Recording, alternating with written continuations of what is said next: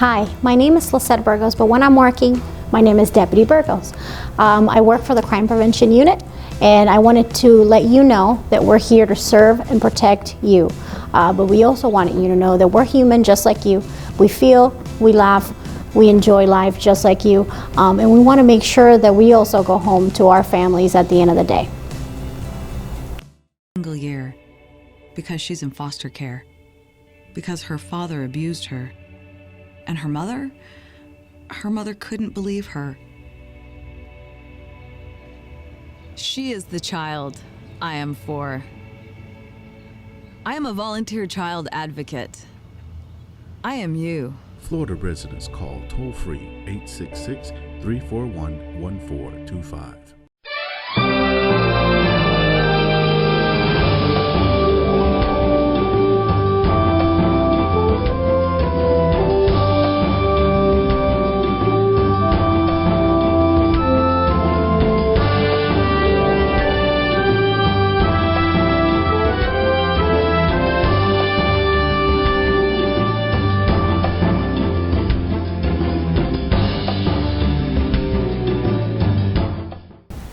Hi, I'm Danny Ramos, and welcome to Hispanic Speak Out. We've been on the air for about 20 years on Spectrum Cable, and we bring you discussions about issues that are of major concern to the Hispanic community. And I'm here with Tony Suarez, a former state rep and an attorney here in Central Florida, to discuss what's going on in the Supreme Court and also what's going on in redistricting.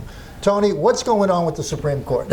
Well, Danny, among the things that I do is also I'm a law professor at the law school, and one of the topics I teach is voting rights, and so I'm very keen on this issue, and I can tell you that the Supreme Court in 2016 voted on a case called Shelby County versus the United States, and in that particular county, the question in that case was whether or not the Voting Rights Act, which was passed in 1965, which protected minorities to be able to vote, because of course that was a result of the Jim Crow laws, right?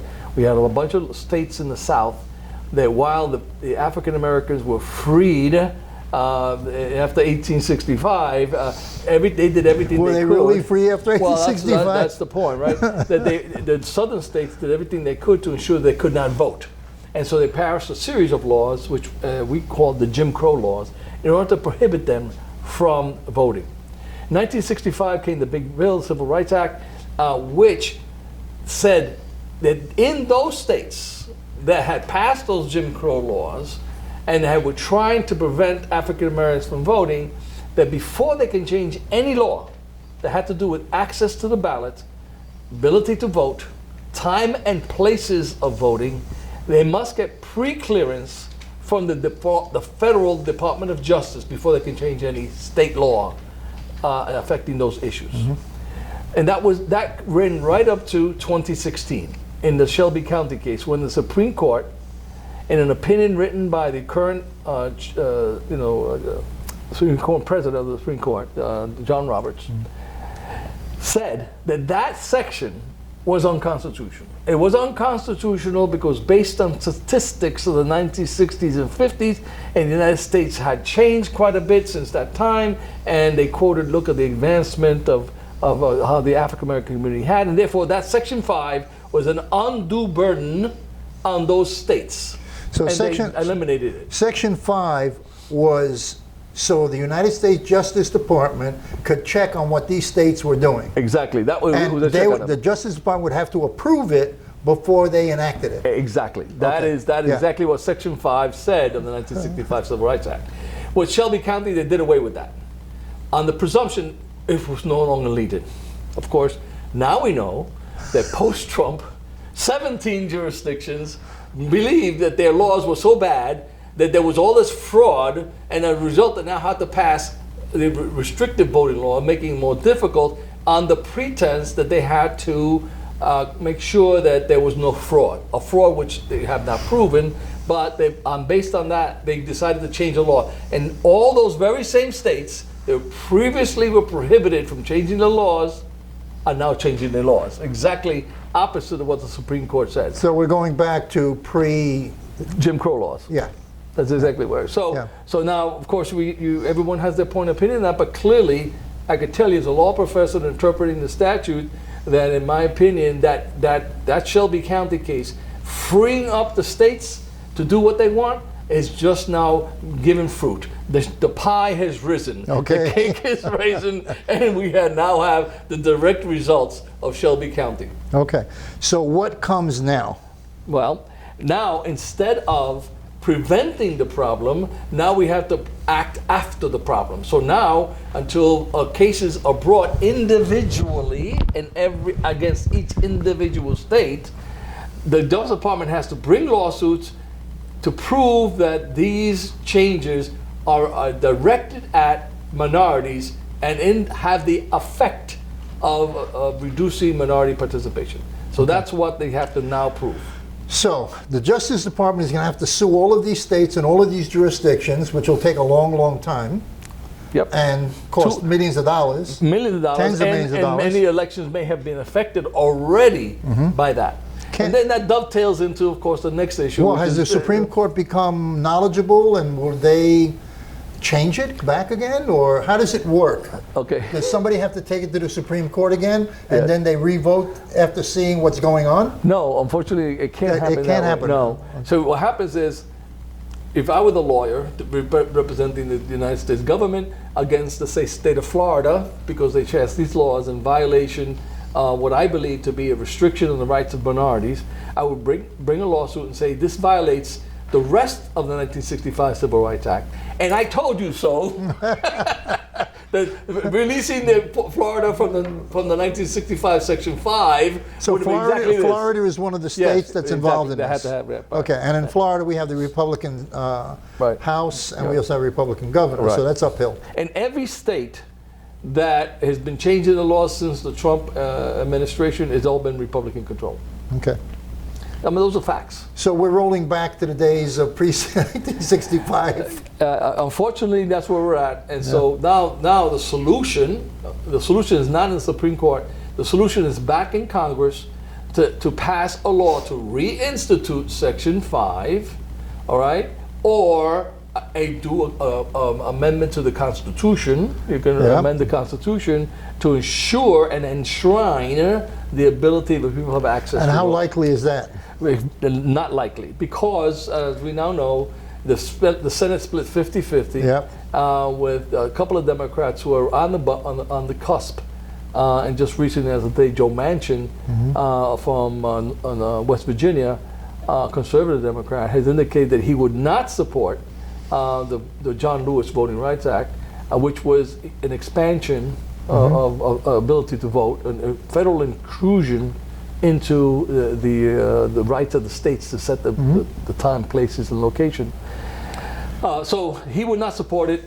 So what does that mean? That means it's not going to happen because we don't have enough votes in the Senate to make voting an absolute right. So it's just going to be an ongoing series of court cases.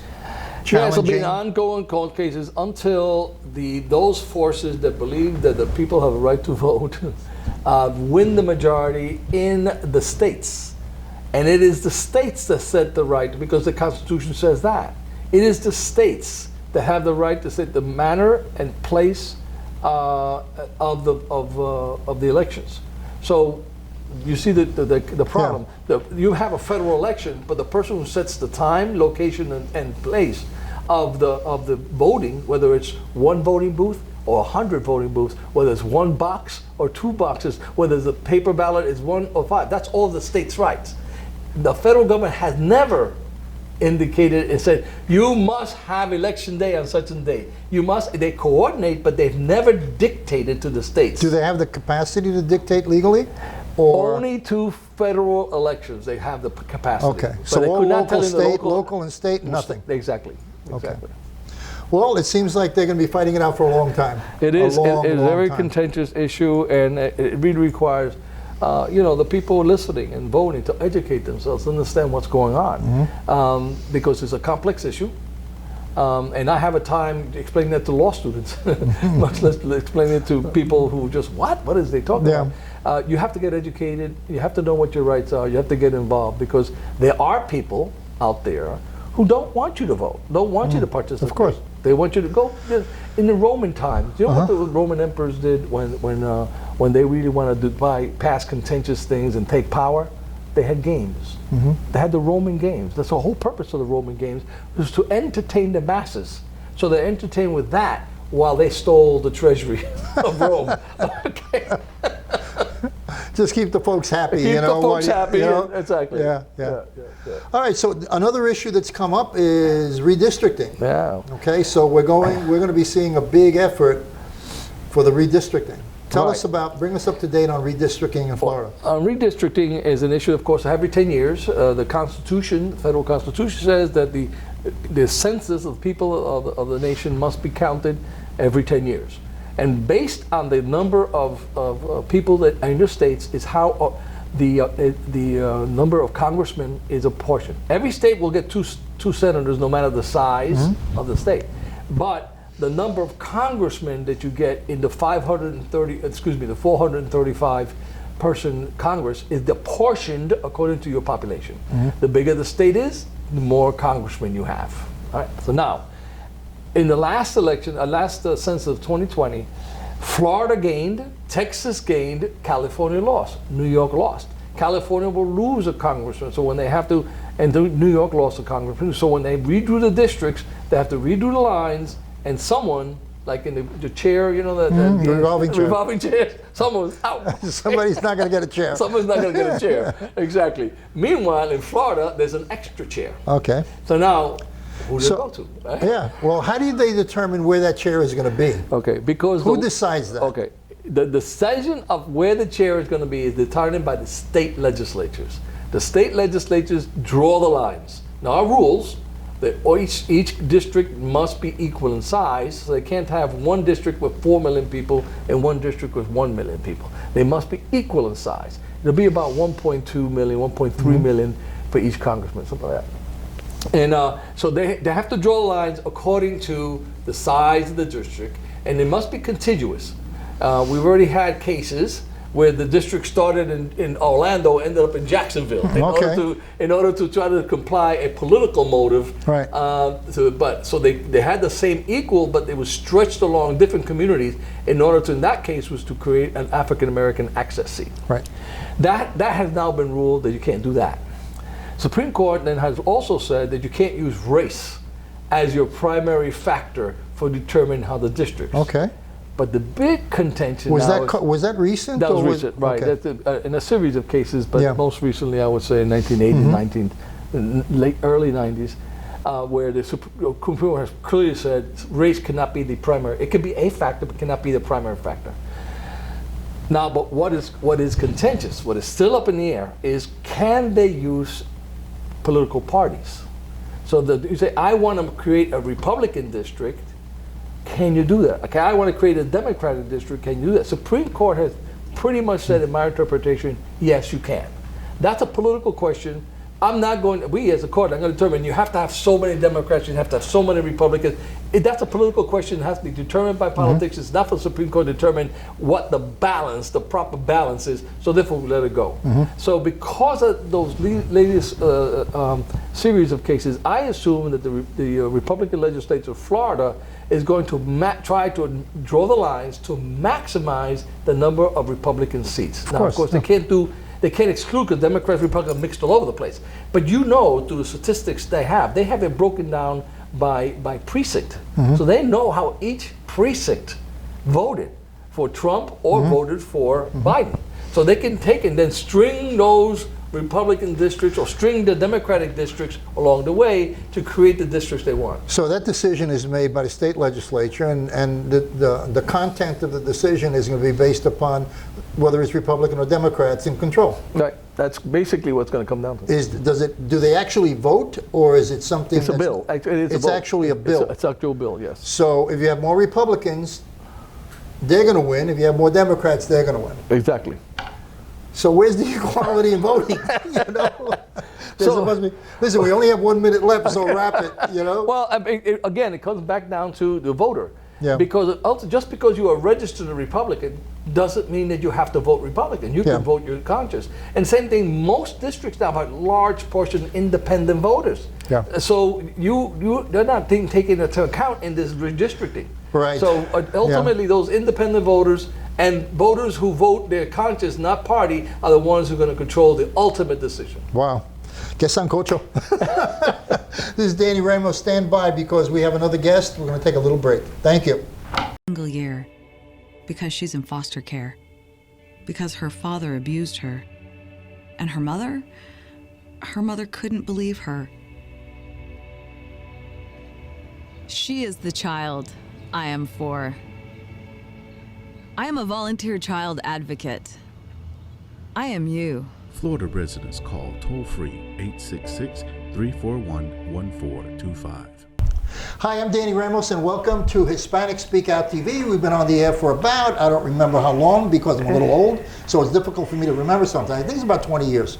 And we've been on Spectrum Cable as their guest on their cable network, and we talk about issues having to do with the Hispanic community and introduce people who are achievers in the Hispanic community.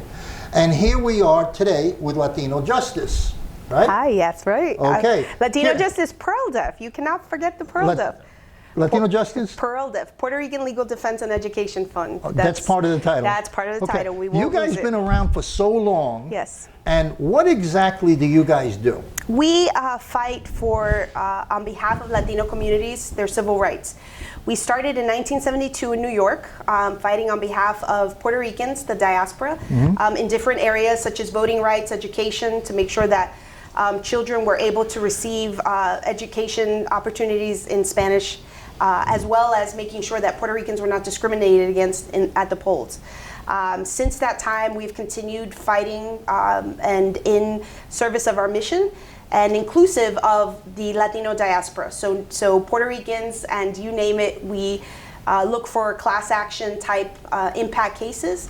And so we continue to do our work in New York, New Jersey, in areas of Pennsylvania, Florida, other areas in the South, in Georgia, for example, where we filed a lawsuit a couple years ago on behalf of Puerto Ricans who were being treated differently when they were trying to exchange their Puerto Rican driver license for a Georgia driver license.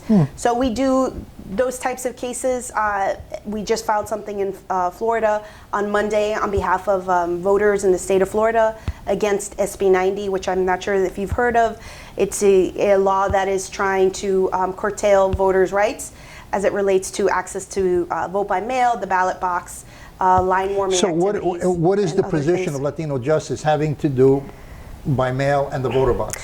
Well, so, if you look at what happened in Florida specifically, and as you are well aware, as a long-term Florida resident, Florida has a very checkered history in terms of how elections are actually administered, and a racist history that really keeps people of color from accessing the ballot box. And typically what you see, at least in modern history, is that once voters come out in force, in particular voters of color, then the legislature will take a position that is contrary to prior positions in terms of making sure that that access is limited or curtailed, or that they create these obstacles that are unnecessary. In particular, just to end on this, last year was lauded as one of the best elections ever administered in the state of Florida, and yet you have the legislature coming back and making these changes to the law, which are unnecessary. Okay, is this a Democratic-Republican war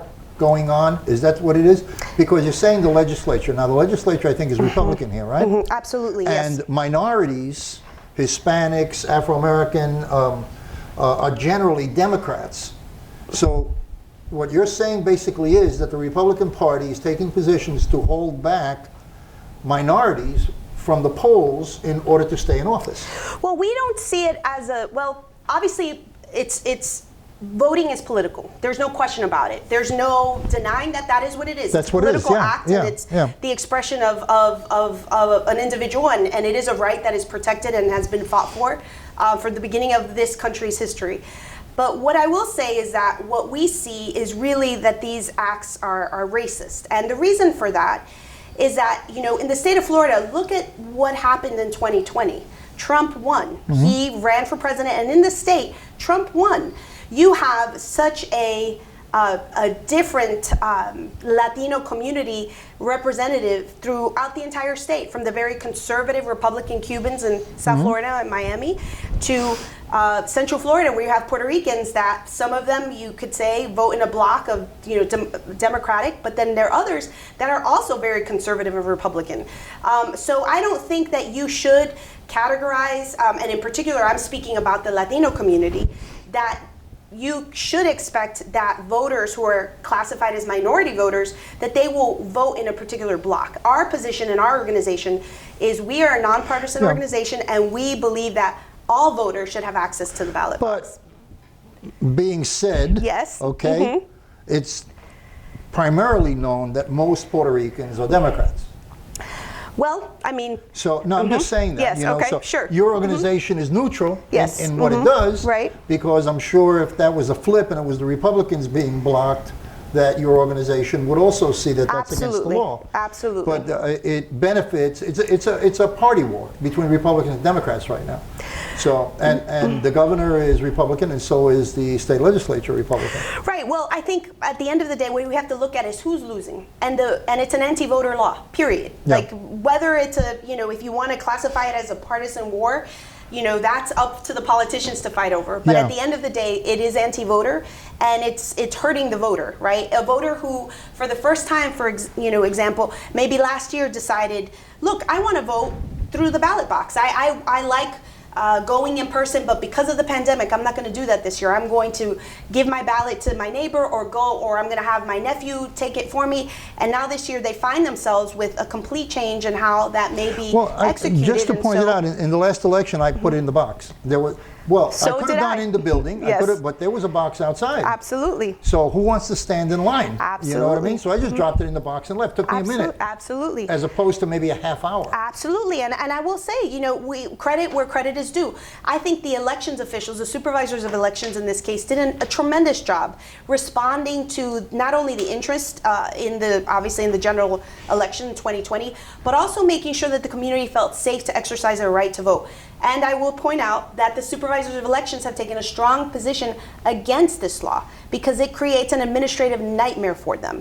What they're doing is essentially they're rewriting the law and making it harder for these election officials to dutifully carry out their responsibilities. So, I mean, I just think it is really backwards looking, and I hope that voters understand what's at stake. And the reality is that in this country, we've become accustomed to saying, well, you only had 45%, and in particular for Latinos, oh, we had an increase. We had, from 40% to 45. That's fantastic. It isn't.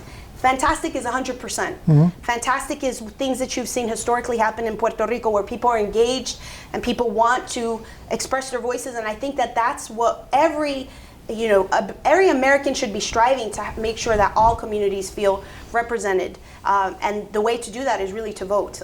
So that is our mission, and we're fighting on that. Well, the big influx of Puerto Ricans with the issues on the island, economic, Maria, earthquakes, that's changing the demographic profile, particularly of Central Florida. Sure. And then you have a lot of Puerto Ricans moving down from New York and Chicago. Sure. They're getting towards retirement age. They don't want the weather anymore, so they're coming here. Right. Which has caused a big housing problem. Not only Puerto Ricans, but there's a lot of other people coming down here as well, and we have a housing shortage going on. So you've got a change coming at the helm of the organization. Yes, we do. We do. And Juan Cartagena has been there forever. He was, I think he was the initiator. I'm not sure. He was not the initiator, but he has done an amazing job. I mean, I think that, when you think, for most of us, if you think of Latino justice, you think of Juan. Absolutely. Yes. So it is a huge change. It is going to be a huge transition, but I have to say, on behalf of the incredible leader that he is, he deserves to retire or to transition to another opportunity. He has done an incredible job, and I think he's left us in the best position that the organization has ever been. So I believe that it is, time to support for us to let go and to allow him to enjoy this next stage and chapter I of his think that life. you guys have developed a fantastic reputation for what you do. And I don't think that there's any organization that comes to mind immediately for the issues that you address other than Latino justice. What is in the focus for the future now, going forward? Well, that's a great question, Danny. And I think one of the things that we are really focused on is to empower the Latino community in the areas that we focus on in Florida, New York, New Jersey, Pennsylvania. And so I think top of our list obviously is access to the ballot. Redistricting is coming up. Right. That's going to be huge. That is something that we're working on now. We're doing all of the pre-work. We're actually, it's upon us already. So we're working with all of the groups that we normally work with, in specifically NALEO, Hispanic Federation, Mi Familia Vota, the community groups that are really on the ground and already doing some of the work on this. And we're continuing to do work on criminal justice. That's something that is, especially Juan, I would say that that's probably on the top of his list in terms of issues that we want to continue to work on. Issues related to education, in particular for the state of Florida. That's something that I think we're going to have on the top of our agenda, as well as issues related to immigration. Immigration is it's such a general term. It touches on so many aspects of life in this country. But I think, immigration issues related to human rights or civil rights issues. And I think that we will continue to make that known to, especially to the Latino community who enjoy different privileges, right? Do you, besides the interview you're doing with me, is your organization available to do like a weekly program? If it were made available to you to talk about voting rights, etc. I think we would be interested. I think one of the obstacles that we have in the Spanish language. We would love to do it in the Spanish language because that actually, Danny, that's an excellent point. The issue of language access touches upon everything that we do in every sense. And in terms of reaching out to the Latino community, I think one of the most important things that we can do is to make sure that everything, all the programming, everything that we write, everything that we express is in Spanish so that we reach our population. So one of the things that I would like to sort of go back on, and this relates specifically to voting, is that we had a settlement earlier this year against 31 counties that we had filed suit in 2018 on behalf of Puerto Rican voters specifically. And that's where we need, in terms of your question about a weekly program, that's where we need to really, in everything that we do, but specifically for this, is get to the voter where they are. They need constant reminding, Correct. constant education of their rights. Correct. And that's been a big problem in our community. That's why I do TV. But all of the radio stations are very commercial, Right. or music. And there is nothing really happening that continually tells people about their rights in an environment where they are not getting their rights, or they're being denied certain rights. Absolutely. So there's got to be a vigil. You got to constantly be vigil in order to make sure that you're going forward and not backward, particularly in such a controversial time that we're in. The left and the right, it's gotten to extremes. It's gotten to even violence sometimes. Absolutely. And I don't remember that ever happening when I was coming up until now. I think we could probably fill up hours about why that is, but I think that touches on an important point. There's so much choice now, and this is just a reality that we live in today, that there isn't, back when I was a kid, did you watch the special on so and so? Yeah, everybody watched it. Yeah. And it did bring about a sense of community in a different way, where I think it crossed bridges for us and made us feel sort of as a collective something different. You're exactly right. But I would say that we are definitely going need to something invite to do you. that. I'm going to send you an email today. Okay. All right. Okay. And then we'll see if we can hook you up. Oh, that would be great. As long as we can have currently we're only a staff of 4, so as long as we can have rotating characters, we can absolutely think about doing something like that. Yeah, okay. Yeah, that would be we great. just ran out of time. It went fast, right? Okay, yes, it went But we good. should have you up here once a month. Jesus, This is Danny Ramos. We're going to take a break.